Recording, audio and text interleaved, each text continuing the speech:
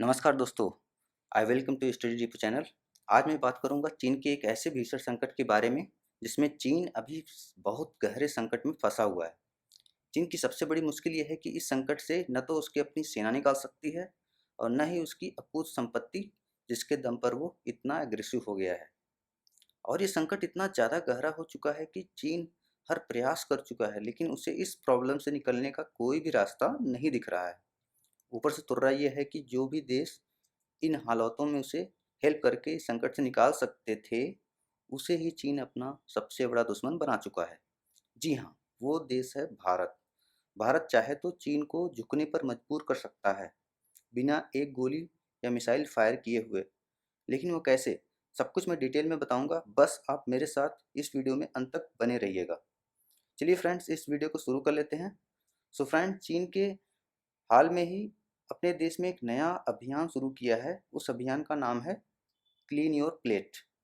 इसका मतलब है कि आपको खाने का एक एक दाना खा लेना है, प्लेट में कुछ भी न बच पाए।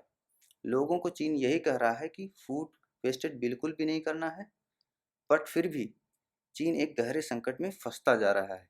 जैसा कि आपको पता होगा कि इस साल चीन में भयंकर बाढ़ आई हुई है।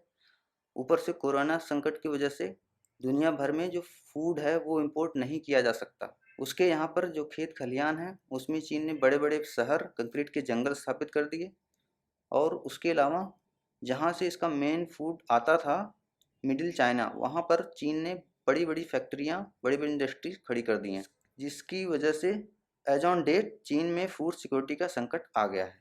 एक्चुअली पहले चाइना रैपिड इंडस्ट्रियलाइजेशन के चक्कर में अपने फूड सिक्योरिटी पर फोकस ही नहीं किया। वह अपनी ज़रूरतों का अनाज भारत और रूस जैसे देशों से मंगा लिया करता था।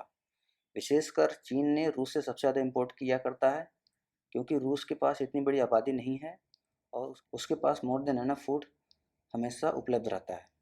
लेकिन कोरोना वायरस की वजह से रूस ने भी चीन को एक्सपोर्ट किए जाने वाले अनाजों पर बैन लगा दिया, क्योंकि रूस को ये अंदाज़ा नहीं था कि कोरोना संकट कितना लंबा टाइम लेगा। चाइना ने बहुत रिक्वेस्ट किया कि हमारे यहाँ खाद्यान्न की बहुत प्रॉब्लम है, आप हमें कुछ खाद्यान्न उपलब्ध करा दीजिए, लेकिन रूस ने साफ मना कर दिया, क्योंकि रूस का कहना है कि उसके पास जितना पहले खाद्यान्न है उससे यह इस साल का काम चलाएगा, क्योंकि इस साल खेती होने से रही और जो हुई भी है रसिया उसे नेक्स्ट विंटर के लिए बचा के रखना चाहता है। एक्चुअली 2 मंथ बाद ही सर्दियाँ आने वाली हैं और हम सभी जानते हैं कि रूस की सर्दियाँ सबसे भयंकर होती हैं। तो रसिया ने साफ मना कर दिया है चीन को, भाई सॉरी, हम अनाज आपको नहीं दे सकते। ऐसे में चीन के सामने एकमात्र देश बचता है, वो है भारत। चीन ने भारत को अप्रोच भी किया कि आप हमें जो खाद्यान्न है वो उपलब्ध कराएं, लेकिन भारत से दुश्मनी मोल लिए बैठा चीन अब बुरी तरह फंस चुका है, क्योंकि भारत ने अफ्रीका के छोटे छोटे देशों को फ्री में चावल जैसे अनाज दिया भी है। लेकिन जहाँ तक चीन की रिक्वेस्ट की बात है, भारत ने रत्ती भर उस पर ध्यान नहीं दिया है। अनाज को एक्सपोर्ट करना तो बहुत दूर की बात है। हाँ, एक बात ज़रूर है, भारत ने एक्सेस मात्रा में जो चीनी अपने यहाँ पड़ी हुई थी, हमने चीन को एक्सपोर्ट कर दिया, जिससे कि भारत के जो गन्ना किसान हैं उन्हें कुछ फ़ायदा हो सके और उन्हें अच्छे दाम मिल सके। लेकिन चावल जैसे अनाज वगैरह को भारत ने साफ मना कर दिया चीन को। और देखिए, चीन की सबसे बड़ी मुश्किल ये है कि उसके पास आज की डेट में सब कुछ है। जैसे विश्व की सबसे बड़ी सेना, जिसे पीएलए बोलते हैं, उसके पास सबसे बड़ा गोल्ड रिजर्व भी है और उसके पास सबसे बड़ा विदेशी मुद्रा भंडार फॉरेक्स रिजर्व भी है। यानी कि उसके पास अरबों डॉलर है, लगभग 3 ट्रिलियन डॉलर तो विदेशी मुद्रा भंडार है उसके पास। लेकिन क्या वो अपने देश के लोगों को सोना या पैसा खिला सकता है? हरगिज नहीं। खिलाना तो उसे अनाज ही पड़ेगा।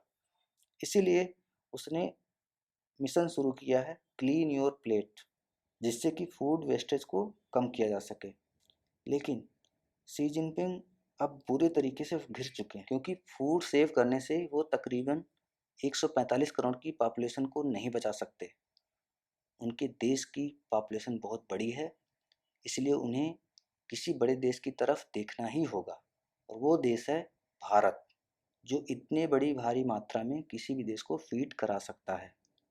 लेकिन भारत अब यहाँ प्रेशर बना सकता है चाइना के खिलाफ, कि चाइना मजबूर हो जाए और कुछ अपने एग्रेसिव बिहेवियर में नरमी दिखाए और लद्दाख की ज़मीन से पीछे हट जाए।